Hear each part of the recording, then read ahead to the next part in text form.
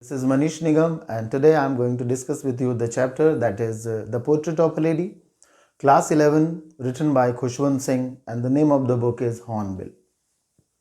In this chapter, the narrator has beautifully described his childhood memories, especially those memories which are associated with his grandmother.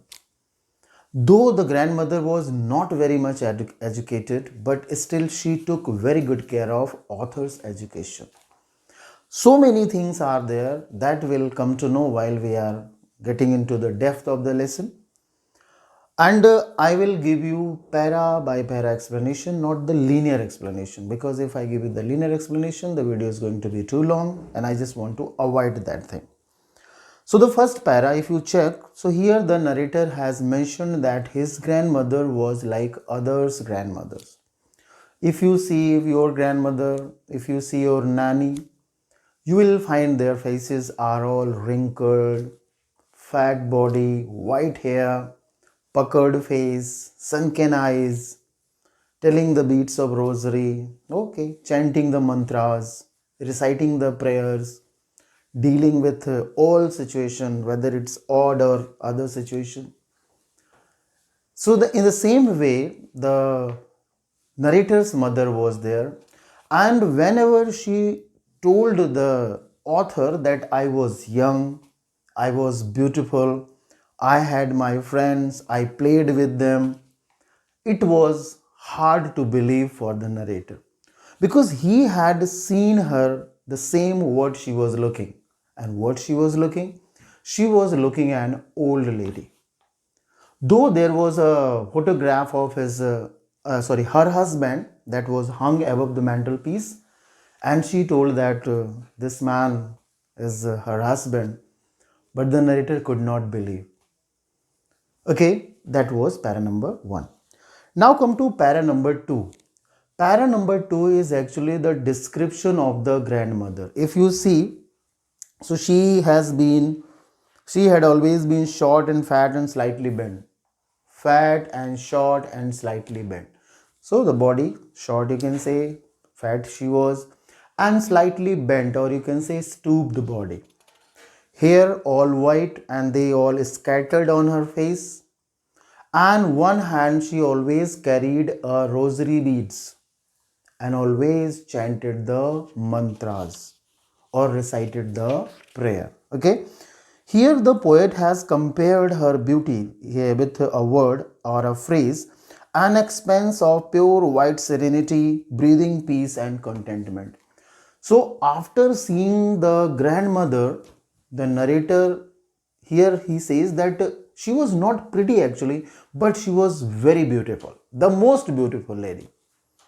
And her appearance was like a serene. Serene means pious, an embodiment of peace and contentment, satisfaction. With her stoop body, with her fat body, she hobbled around the house, checking everything, doing all sort of activities, and moving here and there, and carrying her rosary bead, telling the rosary bead, chanting the mantras, moving around, and she was looking an embodiment of peace and contentment. And here the poet has given that she was like a landscape in the mountain. Okay. Now come to para number 3. So here the association of a narrator with the grandmother is described. As I mentioned before that the parents of the narrator had to shift to the city because of their establishment, because of their job, because of their business, because of their profession. So the narrator was left in the village with his grandmother. And while he was there, the grandmother took great care of the child. First thing that she did in the morning was to wake him up. Then after bathed him. And while she was bathing him, she used to sing the religious songs, the prayers, hoping that the child would learn all those. But the child loved those songs and he was least bothered to learn them. After the bathing, she dressed him, then provided him the breakfast that was stale chapatis sprinkled with sugar and ghee. and that was all tied in a bundle. Then she plastered the wooden slate. Yes, my dear children, in olden time, nowadays we have notebooks, pencils, rubber, sharpener and all. But in olden era, it was all wooden slate, wooden pen, and that was ink also. So the grandmother prepared everything and she carried some leftover chapatis for the stray dogs. Now come to next para. The grandmother always accompanied the narrator to the school. You may ask why. Actually, the school was attached with the temple, or you can say the temple itself was the school. And when the narrator studied in the classroom, on either side of the veranda, the children sat there. They learned their alphabets, they learned their prayers, they learned their other things. The grandmother sat in the temple and she read the scriptures. She read the religious things. And in the evening, when the school was given over, they both returned back to their home. And the grandmother, she had her stale chapatis, the leftover chapatis with her. So she used to throw those chapatis to the stray dogs, and those dogs enjoyed those chapatis. Now come to the next para. So here, page number 4, second last para. So when the things were all settled in the city, the parents of the author, they settled there, so they just called them, okay, they took them to the city, and now the narrator and the grandmother, they both settled in the city, and here the life changed completely. Okay, you can just compare the both the situations, what happened in the village and what happened in the city. So when they both shifted to the city, now they shared a room, that was the common thing between them. Now the grandmother could not go to school because now the narrator was admitted in an English medium school and he used to go there by bus. In the school, he was taught various subjects like science, maths, social study, Hindi, other subjects. So many new things he learned. And when he returned back in the evening, he narrated everything to the grandmother. Dadi, today I learned this, today I learned that. And when grandmother found that he was not given any education of religion, of God, she was disappointed. And one day, when the narrator announced, told the grandmother that Dadi, today, by today onwards, we'll have our music classes. Dadi was sad, disturbed completely. Why? Because at that time it was believed that music has association with the beggars and the harlots. Harlots means the prostitutes. So Dadi was very much disappointed, very much disturbed. But she said nothing, but her silence was revealing everything. Now, my dear children, what happened? The narrator is now a grown up child. Now he has completed his school education and now he has admitted in the college. So when he shifted to the university, the common sharing, that was the room, it was also snapped. It was also removed. Grandmother was living in one room and the narrator was living in the other room. And the grandmother had accepted this seclusion, accepted this loneliness, because she knew it was for the betterment of the child. And what she did, she just passed her time by sitting in the afternoon. Either she just spun her wheel, spinning wheel, or fed the sparrows. It was a wonderful time for the grandmother. What happened actually, she just had so many breads and she broke those small bread into small pieces. And thousands of sparrows came there and they sat on her head, on her shoulder, on her leg. But grandmother never shooed them away. She enjoyed this time very much. And after the birds sat there for half an hour, they all flew away and it was a wonderful time, you can say.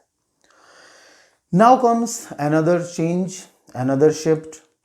After the college education, the narrator had to go to abroad, foreign, yes, higher education. And he was going there for 5 years. And narrator believed that when he would return back, he would not find his grandmother alive because she was an old lady. And at this age, it was hard to believe that she could survive up to 5 years. So the narrator thought that when he would return back, he would not find her grandmother alive.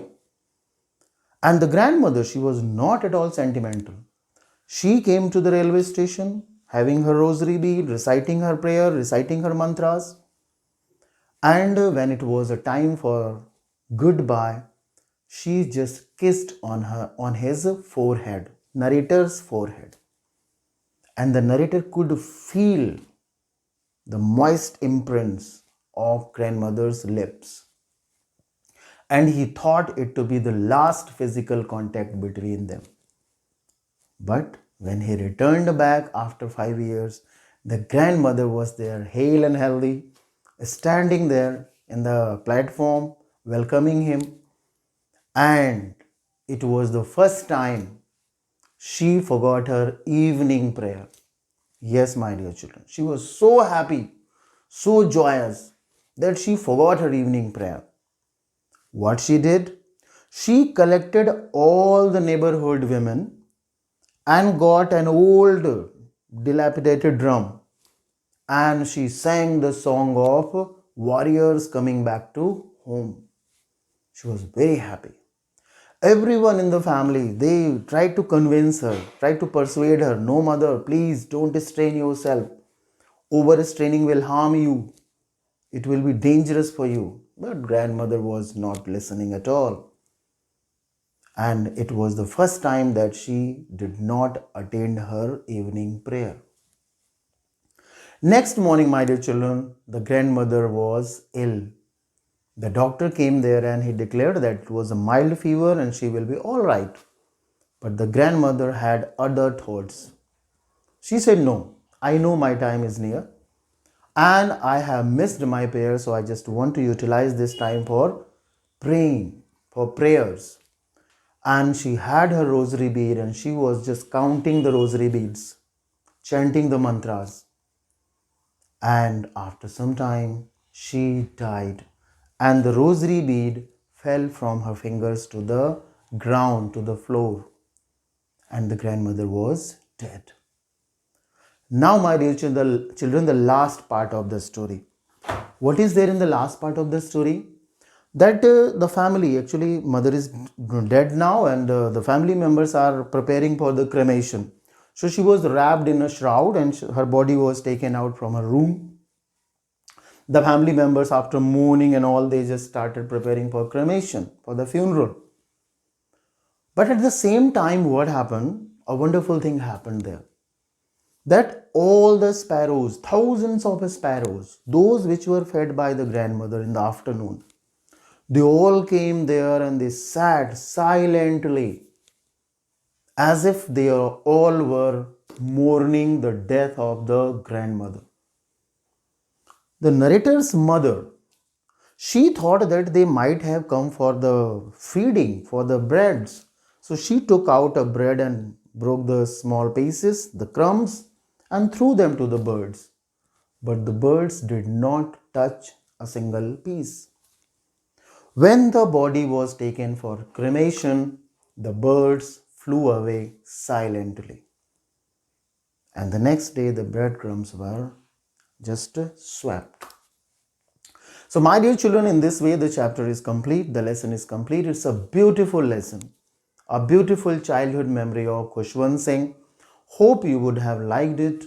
So, if you have liked it, please like it, share it, and most important thing is please subscribe it.